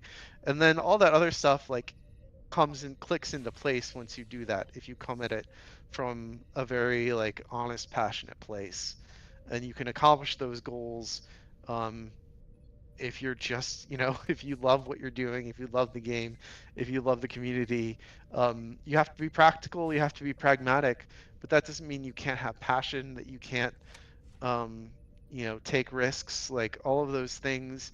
You know, I think a great metaphor for game development is music. And you know, sometimes you are, you know, you're in an orchestra and you've got like very structured sheet music and a conductor, and then sometimes you're playing jazz, you know, and you're just trying stuff out, right? So yeah, that's it's been a very I really kind of started, I would say, as executive producer pretty much at the beginning of the year, like and it's been a really intense few months, and um you know, I think that I have a lot to experience, and I'm going to be learning a lot as we go. But I'm also really confident that my history in the game and passion of the game for the game, and my sort of like coming up through the ranks from junior graphic designer all the way up through art director, and everything in between has given me a lot of great perspective. that'll be really helpful as we navigate the next 6 months or so. That's so cool. And I have to say, in terms of like the business model you're talking about, like I played a lot of Star Trek games, and Star Trek Online is the game I played the longest. Obviously, I got into it when it first went free to play all those years ago. And I think what's really funny is you see a lot of people complain about Stowe's monetization model, and then I decided to get into Fleet Command about a year ago, and I'm just like, Stowe gives me so much for free. I can do so much in Stowe, and it's not locked behind a paywall. And I do one thing in Fleet Command, it's like now pay £100, but I can't afford £100. So no, I do really understand. Next question for you. Star Trek Line has no shortage of game systems. Have you, or would you ever consider adding a ship or a number of ships over time to the R&D system, where players could build the components needed to build a ship in game, where they could craft recipes that would take weeks or months at a time to ultimately take 6 months or a year to build / unlock? I'd like to take credit for that question, but that was Winters' question. So yes. It's something that I've thought about. I can't say that it's really gone any further than that. I think um, crafting is an interesting thing because I always love the idea of crafting, and then in a lot of games it never really ends up feeling as cool as like I think it should. I think the only game, I mean, I'm sure there are others out there that are great, and people in the chat can like chime in that have great crafting system, but I mean, hilariously to me, the best example of a crafting system is like the Harajic cube from Diablo or Minecraft, right? Where it feels like you have it's like a puzzle, and then the way that you put the ingredients in that grid actually changes the outcome of crafting. That to me is a lot more satisfying than just kind of what we do, which is just put all the ingredients in and then you get your thing, right? It's not really interactive, or it's just another store. It's just the currencies are different, right? um I would love it if we had a more interesting crafting system, but I mean, their whole game's built around crafting systems, like Factorio and all those. There are a lot of people who are doing a lot of weird, wild things, and you could build a whole game around it. So I don't know how deep we go. If we did do something with crafting, like a starship crafting thing, I would love for it to be a lot more interactive. I'd love for there to be more choices, and not just dump a bunch of stuff in and get a starship. Like, but that is that's who knows. I can't say that's anything we're working on right now. It's not, but it is something that I would I could see that being. I mean, like, one thing I will say about that is, um, I really don't want to add new systems to Stowe unless they fill a niche we don't already have, right? If there's something that, and by that I mean we have so many systems that I think are underserved or we haven't touched in years that already fill certain niches in the game, or maybe there's a new niche those old systems could fill that if we revitalize them, that's kind of where I would want to start. Um, with legacy things, like I consider crafting. Obviously we can start, an easy thing to do is just add more stuff. And so I think I've already sort of alluded to the fact that we're hoping to add more stuff, for example, to fleet stores in the fleet system someday, this year. And so that's one axis of expansion. It's one way to make older systems relevant again. But yeah, I want to. We do have a lot of what I would say are vestigial systems in Stowe, where like duty officers, where it feels like they have kind of hit a wall. You can engage with them, but there's obviously no real growth or change there anymore. Um, and I'd love to at least, I don't want to replace those old systems with another system that does the same thing. Um, I would much rather like kind of update those old things so that they're not kind of um, like I said, vestigial anymore, right?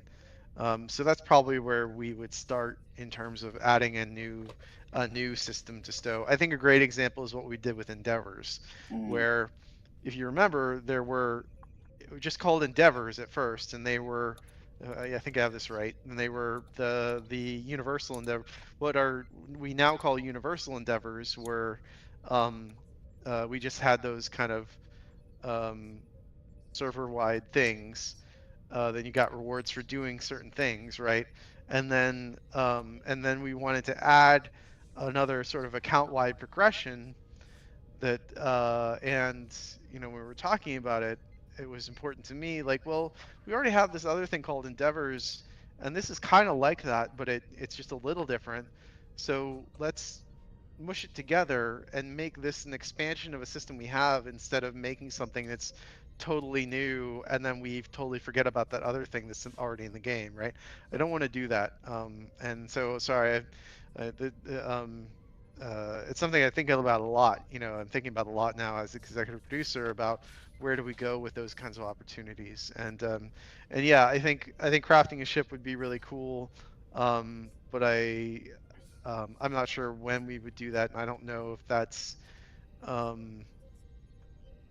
if I would want to start with something like that, or if I'd want to try to go and revitalize some of these other systems we haven't touched in a long time first, before taking a huge swing, like a whole new sort of ship crafting system. That's awesome. Though that wow, and some updates to fleets possibly. That's so cool. Matt has a very important question to ask, and then an actual sensible question to ask. But the first one's very important. So, as a fellow cat owner, you may have seen mine bugging me a couple of times. May I ask your cat's name? This is he's here. I can kind of get his face in the frame a little bit. This is Tony. Tony started out as my fiance's cat, but then obviously we moved in together, and he spends a lot of time with me now. So I feel like I have joint custody. Well, I Which is maybe noticed, not phrased, because we're still together. It's not like we're not together, but yeah. When you yeah, go ahead. I noticed Tony's mostly black, and Matt's cat's mostly black, and my black cat's curled up in the bed behind me. So Nice. this is apparently Black Cat Night. I feel yeah, like Tony's a handsome tuxedo cat. He's an elderly gentleman. I think he's about 13. So he's getting up there, but he's actually a very friendly guy. Oh, I feel like I don't have a cat. I feel like catless. This is really sad. It's all right. I have two, so it's covered. One of these things is not like the other. Sorry, James. You know what? You know what? You guys have cats, but I have a Sarah's Bulbasaur. So there you go. There you go. Right. So Matt, your main question. So, a slightly more serious question: Has there ever been something that's been suggested, whether it's a ship, an item, costume of that nature, to add into the game, and you looked at it and you just said, no, absolutely not. Not a chance in hell. I mean, yeah. Yeah, that certainly happens. I don't necessarily have anything like ready to go and off the top of my head that, I mean, if I think about it long enough, I'm sure I'll think of something. But I mean, sometimes it's stuff that you would like to do, but it's just technically impossible, or the sort of the effort required would just far outweigh the benefit. Because unfortunately, like, we only have so many resources, right? We only have so much development hours that we can put in the game. What are they? Is it CCP or something? The EVE Online folks. They did a thing that was really cool, I thought, where they had um, they had some players visit their offices and talk about features they wanted to the game to EVE Online. And then what they did was each player got like $10 or something. And then they went through on a whiteboard and they said, okay, this feature costs $8. This feature costs $3. This feature costs $12, right? And then the players had to go through with their money and basically realize that, like, oh, if I, everything that I think you should add to the game costs $200 and we only have, $50 between us, right? Like, and I thought that was a really great way to kind of really like help people wrap your head around how expensive it is to do some of these things in terms of effort.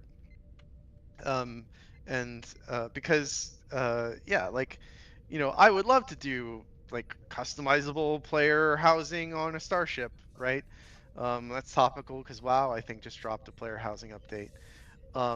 But just that is a tremendous amount of effort. And with the resources we have, the same people that would be working on that are the people who are making missions, right? And so it's like, well, I don't think people actually want us to stop making missions for 6 months so that we can do, player housing starships. As cool as it is on paper, right? That's just not what we're going to do. It would um, it would disrupt, again, I'll reference something that, people from ages past will remember, the infamous content drought, right? Or around free to play, when we were getting ready for free to play, like, and that happened because we had to do a lot of things besides making missions to get the game ready for free to play. I think that's why that happened around then. But anyway, there was right, was that, yeah, there was just a lot of stuff that went into that update that, we had to make new social, like update all the social zones. We had to change all the, like, add a lot of stuff to the C store, we call it at the time. We did have to go through and like clean up the journal and add new, I think we added a whole new like flavor for the journal. There's just a ton of stuff we did to the game to prepare it for free to play, but that meant that we weren't making new missions. And that meant the players didn't get anything new for a long time. And so anyway, so like, if we sort of reject something out of hand, I mean, Jeremy, hey Jeremy, I saw him in the chat there, mentioned whale probe, right? Yeah, stuff like that is like, yeah, we'll never do a player whale probe, but we might have the whale probe in a mission someday. I don't know, that'd be cool, right? Like that's, if we did V'ger, we could do the whale probe.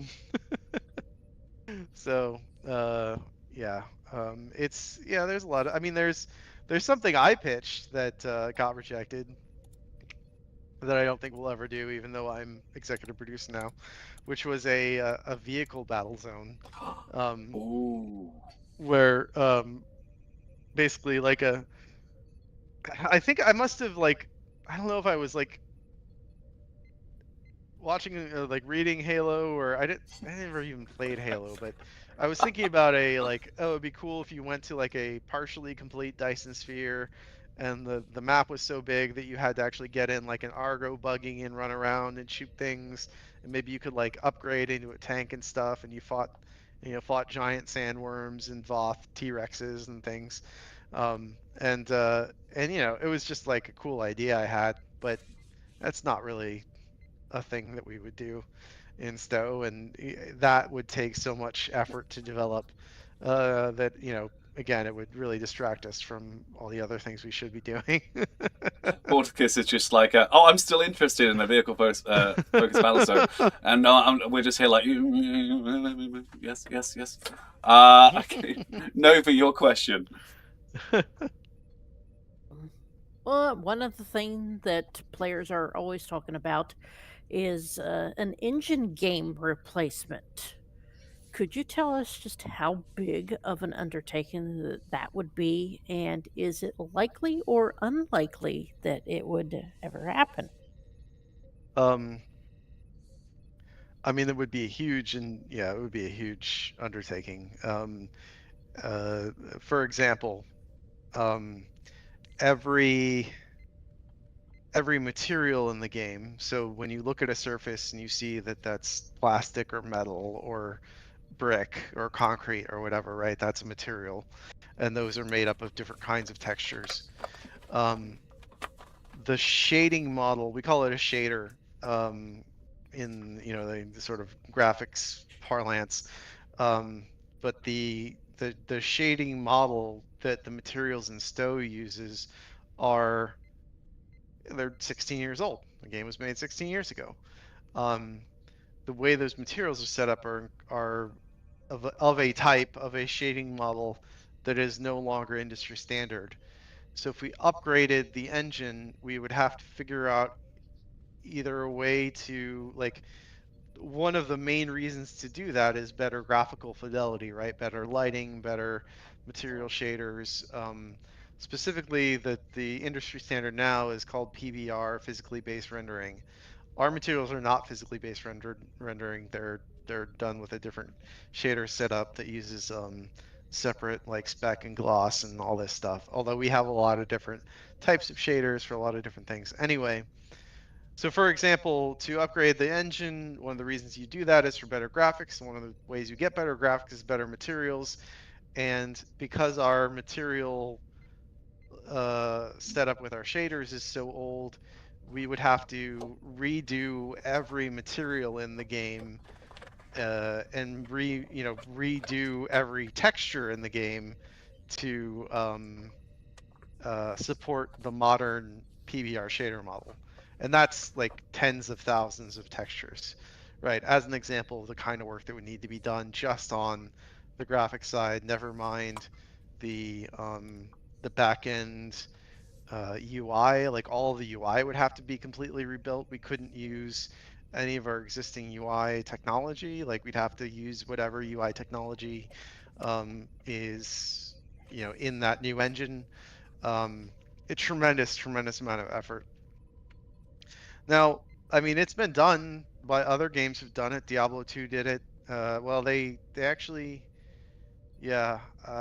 Did they? I think maybe they sort of made a new engine on top of the original Diablo 2, but obviously the Oblivion remake that just came out, what they did is they bolted Unreal on top of the creation engine, is my understanding. So it's not an entirely new engine. It's just like half a new engine where just they took the graphics part of Unreal. They did remake all the assets. They had to. There's no way they could use the old assets. But then they put that on top of like all of the underlying content and mission logic. And even I think the way the maps and stuff are put together, that was all still the creation engine. They just figured out how to do that. But I mean, like they also knew that that was going to be a blockbuster hit pretty much. They knew that there was an appetite for that. They knew that they had a huge brand, um, uh, that it was worth the effort to do it. Um, I've, I'm skeptical that the amount of effort it would take to update Stowe's game engine to make it a new game engine for Stowe, that would be worth that effort. Like that I don't know that enough new people would come to the game to justify spending that amount of energy, totally redoing all these assets and rebuilding all these core systems. Because like again, you have to just remaking the UI, think of all the UI that's in Stowe. You have to rebuild that from scratch in whatever new UI engine you've got, and then you've got to hook it up to all the backend data. And like maybe we could do it the way they did it with Oblivion, except that we're a multiplayer game, and there's like logic on the server, and there's like our object database and all this stuff that has to play nicely with whatever new technology we come up with, and that's all going to feed back into that UI somehow. And I don't know, it just seems like a nightmare, frankly. So I wouldn't hold my breath for anything like that. But you know, the thing is that I also said that about going to console. I never thought Stow would be on console, and then there was a, you know, because I thought it would be too much work, and it was a ton of work, incredible amount of work, but there was a, you know, there was a business case for it, and so maybe someday there'll be a business case for us migrating Stow to a more high fidelity modern engine. I don't think that that time, you know, I don't see that happening in the near future or at all, frankly, but um, it's something that if we think it'll be worth it, we would do it, right? And that answer won't ever change. If you think, you know, if you can make a case for it and you have a pretty good um, uh, feeling that enough people would check out the game because you've updated it, then, you know, I think you could make that investment, but that would have to be a really, really strong case, and you'd have to have a really confident, be confident in the fact that it's going to attract a lot of people. Otherwise, it just isn't worth doing. Baltica's just like Stow 2, which we're not working on right now. Yeah, I mean that's the thing, right? Is like you can try to do something like that with Stow, but you know, essentially you are, that's like 80% of an effort of just making a new game, like that the kind of effort that would go into something like that. And so at that point, or you know, or maybe 50%, but it's still tremendous amount of work. And so at that point, are you better just making a new title? And I think it's a really, I think it's a really I think it's an easy argument to make that it would be better off just making a new title. But, you know, it's all academic at this point. Right now, we really, Arc and Cryptic, and me personally, everybody's invested in the success of Stow as it is today. And so, you know, we're going to keep doing what things like, um, you know, upgrading our, you know, I intend for us to keep doing ship remasters. I intend for us to keep adding new hairs and player customization options and things like that, right? To make the game we have better, and keep that going, because you know, Stow is a flagship game for Arc, and they put a lot of support. The game, I don't know if you guys have started seeing ads on Reddit and Facebook and things like that. I have, and it's been awesome to see the game being advertised. We're doing a really incredible trailer for the 16th anniversary bundle that Arc helped us with, and I think you're all going to really love that. But it's a, you know, it's a really big marketing piece, and it blows all the other ship bundle trailers we've done. We've only really done 3 of them so far, but uh, yeah, 3 of them. This will be the 4th, and it blows all those out of the water. So, so everybody's locked in on Stow, like supporting Stow, improving Stow, and moving forward. But it's just that like the tremendous amount of effort of migrating to a game engine that's not really on our radar right now. So we've got a number of player questions. We've been asking some player questions from the chat to you, but now we're going to be kind of a speed round because obviously we love listening to you and your answers are so great, but we are getting quite close to the end, so we want to make sure that these are answered. So Sure. these are going to be sort of quite fast. So if you were given the chance to work on any game franchise, past or present, other than Star Trek, what would you choose? Quick question. Yeah, Homeworld. Homeworld, nice. Homeworld. Yeah, Perfect. And do you ever play Stow just for fun outside of work? If so, what is your favourite thing to do in Stow? Yeah, so I mean, one of the things I really enjoyed doing recently is just flying around and like checking out the old patrol missions. I think a lot of people sort of, not the ones in the list, but I don't know if you know, like there are probably people watching that don't know this, but you can just go around sector space and go up to a system door, and there'll be a little thing for a lot of the systems, and it'll say, you know, patrol this system, and and they're kind of, a lot of them are similar to the old exploration missions we had, but it's a great way to just relax and kind of brainless in a good way. Like, oh, I'll scan this thing and I'll fight these guys and then I'll go and do it again. And if you had a hard day at work and you just want to fly your ship around and explore space, I think it's a great way to do it. Fantastic. I just should mention those questions were Hyperhydra's questions. So, Matt, you're going to move on and tell us Robert Helton's questions, I believe. So, Matt. Sorry, bear with me 1 second.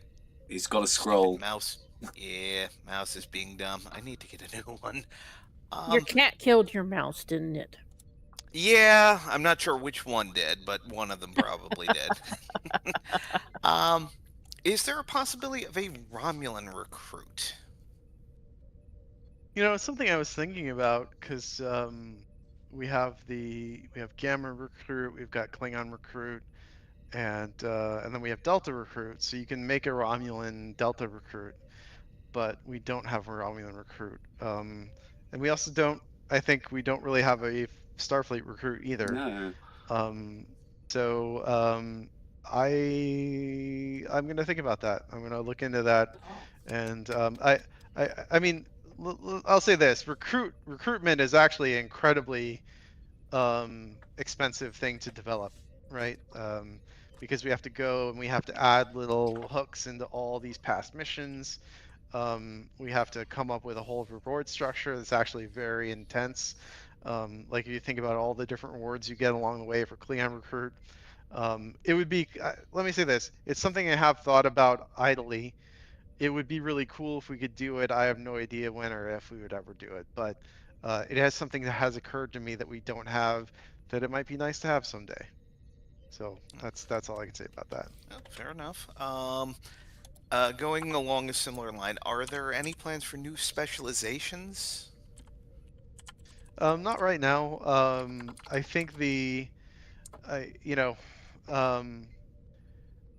am aware that has, and I mentioned sort of vestigial or dead end systems earlier, right?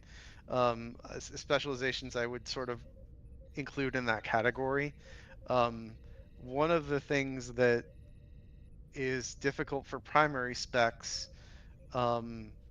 is the lift of also creating a whole new category of bridge officer powers, right? It's not just the skill tree, but it's also like, well, now we have to create a whole theme of bridge officer powers, and we have to create gimmicks for a ship class that goes with it, everything, right? So there's a huge lift there too. It is something that, again, would love to do it someday, but honestly, as far as those systems are concerned, the ones that Jack has actually kind of told us that he wants us to look at, and the one that I think is the most important to start with, is fleets. So we're going to start there this year and see how that goes, and then maybe we get to some other, some of these other older systems after that. But fleets are important because, frankly, they're an opportunity to give more sinks that we really desperately need for the dilithium economy, right? And that's something that people ask about a lot too, is dilithium, and is there any? Are you talking about doing anything with dilithium? Or are you talking, like, are we going to make these change better, right? And one of the parts of that is giving people more compelling opportunities to spend dilithium, and more reasons to buy dilithium from other players to drive the price down or up, however you look at it. So to that end, right, I see that, if you look at, like, Jeremy's done some work on this and talked to me about it, and like, there are a lot of dilithium sinks in fleets, but a lot of people aren't contributing to that because I think they don't see a reason to. They don't think that they're getting anything out of the fleet system because we're not adding to it. There's no reason to invest in something if there's no growth, if there's no opportunity, if there's no change. And so I want to really get us in a position where people feel confident that if they do invest in their fleets, they're going to see that investment unlock really cool stuff, right? And so that there's a reason for people to contribute to existing fleet holdings, to get into armadas, to help other fleets out and stuff like that. And so we've got some ideas and plans for later in the year, because we want people to engage with that system again, and we think that there are really cool opportunities to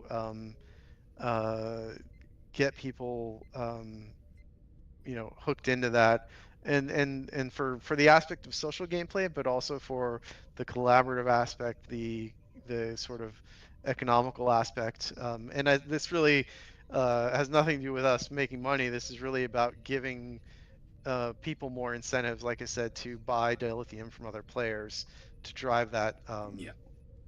that per Zen price up, of dilithium. Um, so yeah, that's where, as far as all the sort of blue sky stuff, that's sort of where my head's at right now of these older systems, and where I want to focus our efforts this year. Perfect. And one final question from Robert Helton. Could we see Tier 7 ships in the future? No. There's your answer for. Yeah, quick answer. That is a complete sentence, and that is an answer. Yes. No. No. Short and sweet. Short and sweet. That's all I see. Nova's got some quick questions from Richard Manfrey. Over to you, Nova, and also David Collins. Richard asks, are there any plans to provide discounts for bundles in which a ship is already owned? Similar to how the Gamma Vanguard pack discounts if you already have the Gamma starter pack. It is something I do want to look into. We had discussed it. A lot of things that, all the drama with Embracer and everything. And Jeremy mentioned in the chat too that like a lot of things that we were kind of had momentum on, got paused, right, by the different transitions in ownership, all the people getting let go or leaving. The whole team has really gone through a lot of changes in the last 2 years, and we're sort of rebuilding our capacity to tackle things like that. But what I can say is we're that confidence is growing every day, and now under this new regime of ARC, we can be confident that the expertise and the people we do have, that's going to be a stable resource for us to look at those kinds of things again. So I think we will see movement in those areas, and it is something that it's one of those things I've thought about. Improving the store proration is a part of that. I can't give you any timetable or anything on when we do that, but it is something I'd like to do. Very, very cool. Now we have some questions from David Collins. David asks, have you got any non-gaming hobbies that you would like to excitedly gush about? That's an interesting question. I think most of my hobbies are related to gaming in some way. I mean, I'm trying to get into mini painting. I really love the universe of BattleTech, and so I've bought in on a lot of minis and stuff, and I've got a little painting corner set up, and I'm going to be painting a lot of mechs. I love MechWarrior 5. It's been playing that game a lot lately. Reading. I like to read. I do like to write, although I haven't had a lot of energy to do that lately. But I'd say that. I mean, like, what I am. I'm a pretty creative person, and so a lot of when I was a ship artist and even a ship art lead, and even when I was art director, sometimes I would use my hobby time to make art for Stowe, and it wasn't because I felt like I had to do that to keep my job or anything, or that it wasn't really about that. It was because I like to make stuff, and I like to make, I'd be drawing ships or painting ships or building models of ships or whatever. And I sort of realized, well, if I'm going to be spending this time messing around with spaceships in some capacity because I just love them so much and I love Star Trek so much, then why don't I just spend this time working on something that I know tens of thousands of other people are going to enjoy when I'm finished, and so that's kind of why I ended up doing a lot of ship art on my free time and doing a lot of those remasters. And so a lot of my hobbies are tied into that act of creation just because I like making stuff. And so I would make 3D models or write like I said, trying to get into painting. But a lot of it is tied to gaming in some way. I think either tabletop gaming or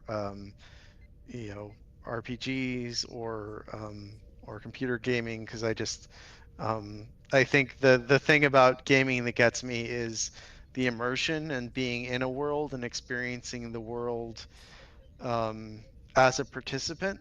That is, I think, really cool. Fantastic. We're going to have to rush the last couple of ones. We're getting quite close. So, Nova, your next question. David's other questions: what one piece of advice would you give to Stowe players, whether they are new or veterans? Figure out how all of your equipment works together with your abilities. I think yeah, I mean, I think one of the things that is not great about Stowe is that we give people a lot of options that could be bad. Like you can slot a mine power even though you don't have any mine items, right?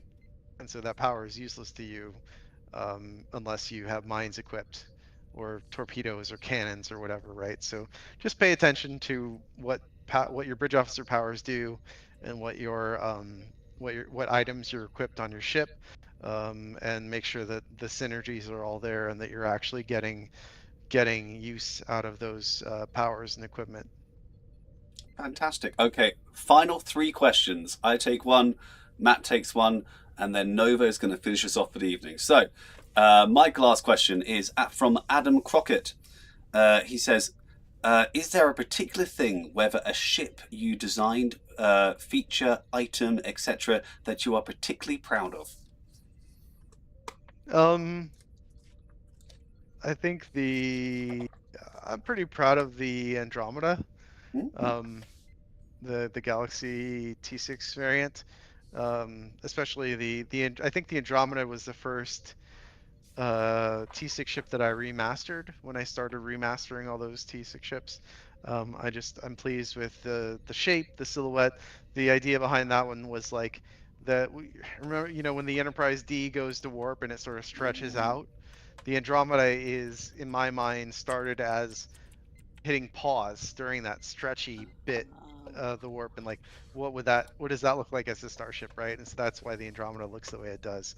And I think it's got its own identity, and Andy Probert liked a picture of it on Instagram, and so I'll take that to my grave. Matt, your last question, please. Of course, this is one that has to tell us everything. What is the history behind the Avenger class? This is from Star Chaser. He really wanted to know. Oh, sorry, thank you. So really quick, the Avenger class, that was the first Federation battlecruiser. It was a big deal that the Federation was getting a battlecruiser. Up until the Avenger, only Klingons had battlecruisers. And we wanted to make a Federation battlecruiser. So the Avenger, actually, we took one of the designs from the Enterprise contest that we didn't use, that didn't win to be the Enterprise, but we still liked it and we held on to it, and that inspired the look of the Avenger for when we put that ship out.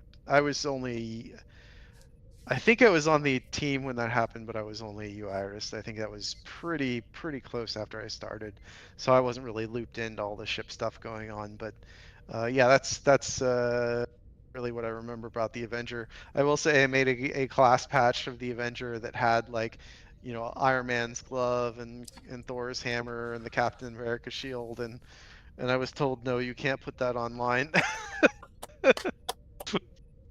That's perfect. Okay, Nova, you get to finish us up with the final question of today's interview. From Teacher Guy, and this one might actually be one of the most important questions, right, guys? Could be, could be. Teacher Guy simply said, "Pikes Peak when?" That's a good question. I mean, I don't know. We'll do it someday. We'll figure it out. It is an epic peak. And, it's a and mountain. Gojira says include a slider with it. Slider, so you can just gradually get big. Yeah. Yeah, slight peak all the way to Captain Johnny Bravo. So there was a bug. Like a launch era bug, where every time you pet a tribble, it would get bigger. And so I feel like that's what should happen with Pike's haircut. Is every time you beam down, like every time you change maps, it just gets a little bit bigger. Right. Well, crazy. You're killing me. That wraps it up for episode 385 of Priority 1 Armada Live. A big thanks to you, Thomas. Thank you so much for answering all our questions. And as a big thank you to you, we are going to be sending you and your wife a Priority 1 com badge. Which you can do whatever you like. You can put it on a bag. You can put it on a shelf. They're yours. But it's like a little couple thing, so you can both have one. And I hope you enjoy it. Thank you so much. So thank you again so much. Here's a quick briefing. A brief look at next week. I'll be back on the show next week. You get me 2 weeks in a row. Because Tony was supposed to be doing tonight, and sadly Tony was ill, and I had to step in and cover. Joining me tonight, next week will be Ken and Brent. Every week we'll be going over the latest Starting Line news and Priority 1 Armada news, plus teaming up with you in another adventure zone for Marks and Lithium. If you're not a member of the Priority 1 Armada and want to chat with us in game, then come join us on our Priority 1 chat channel by typing in the chat box /channel_join space Priority 1, all one word, and then hit the enter key. If you do want to become a member of the Priority 1 Armada community, simply head on over to priority1armada.com to sign up. We have multiple Federation and KDF fleets for you to start your career as part of the Priority 1 Armada. We have a merch store, so come and check out Armada themed goodies from t-shirts to towels, cups and caps. Even pillows can be yours. Just follow the link on our website or Twitch page. This episode of Priority 1 Armada is brought to you by our community patrons through patreon.com. Find out about thank you packages we offer each tier and your support at patreon.com/Priority1Armada. It is your support that keeps us going. And speaking of those beautiful Patreon supporters, a special thank you to Patreons like Wilder Coyote, Sayar, Teacher Guy, Amagen, Gojira, and Hyper Hydra. Want to be notified of our next live stream? Then follow our various channels on social media. You never know what we'll give away next time. And before we go, I'm about to finish the giveaway that we're currently having. So, for those that don't know, we have 15 entries. We have 5 beautiful keys to give away. Here we go. We're picking a winner. Baron von Zola is the winner. Let's complete that giveaway. Well done, Baron von Zola. 5 keys coming to you. Who won the second giveaway? Yeah, I have to go back for history to check that. 1 sec. Okay.